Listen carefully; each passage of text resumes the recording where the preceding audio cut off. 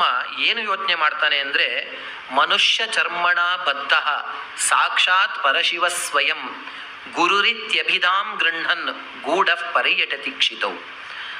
ನಿರಾಕಾರ ಪರಮಾತ್ಮನಿಗೆ ಯಾವುದೇ ಆಕಾರವಿಲ್ಲ, ಆದರೂ ಕೂಡ ಭಕ್ತರನ್ನು ಒಂದು ಅನುಗ್ರಹಿಸಬೇಕು, ಭಕ್ತರ ಉದ್ಧಾರ ಮಾಡಬೇಕು ಅಂಥೇಳಿ ಪರಮಾತ್ಮ ಗುರು ಅನ್ನುವಂತಹ ಹೆಸರಿನಿಂದ ಭೂಮಿಯಲ್ಲಿ ಅವತರಿಸ್ತಾನಂತೆ. ಹಾಗೆ ಅಂತಹ ಪರಮಾತ್ಮ ಸಾಕ್ಷಾತ್ ಪರಶಿವ ಚಂದ್ರಶೇಖರ ಭಾರತಿ ಅನ್ನುವಂತಹ ಅಭಿಧದಿಂದ ಗುರುವಾಗಿ ಅವತರಿಸಿದ್ರು. ಇವರು ಕೂಡ ಅತ್ಯಂತ ಮಹಾನ್ ನರಸಿಂಹನ ಉಪಾಸಕರಾಗಿದ್ದರು. ಹೇಗೆ ಅವರ ನರಸಿಂಹ ಉಪಾಸನೆ ಇತ್ತು ಅಂತ ಹೇಳಿದ್ರೆ, ಯಾರೂ ಕೂಡ ಅವರ ಎದುರುಗಡೆ ಮಾತಾಡೋದಕ್ಕೂ ಆಗ್ತಾ ಇರಲಿಲ್ಲ, ಅಷ್ಟು ಉಗ್ರರಾಗಿರ್ತಾ ಇದ್ರು.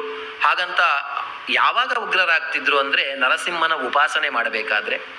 ಒಮ್ಮೆ ಏನಾಯಿತು ಅಂತ ಹೇಳಿದ್ರೆ, ನರಸಿಂಹ ಜಯಂತಿಯ ಸಂದರ್ಭದಲ್ಲಿ ನರಸಿಂಹನ ಮಂತ್ರದ ಅನುಷ್ಠಾನ ಮಾಡುತ್ತಾ ಇರುವಂತಹ ಗುರುಗಳು ಸುತ್ತಮುತ್ತ ಸಿಂಹದ ಗರ್ಜನೆಯಾಗತ್ತಂತೆ.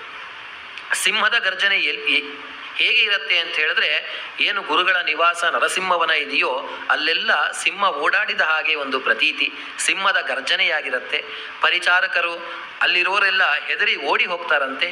ಅಂತಹ ಒಂದು ಅನುಷ್ಠಾನ ಆ ಚಂದ್ರಶೇಖರ ಭಾರತಿ ಮಹಾಸ್ವಾಮಿಗಳವ್ರದ್ದು.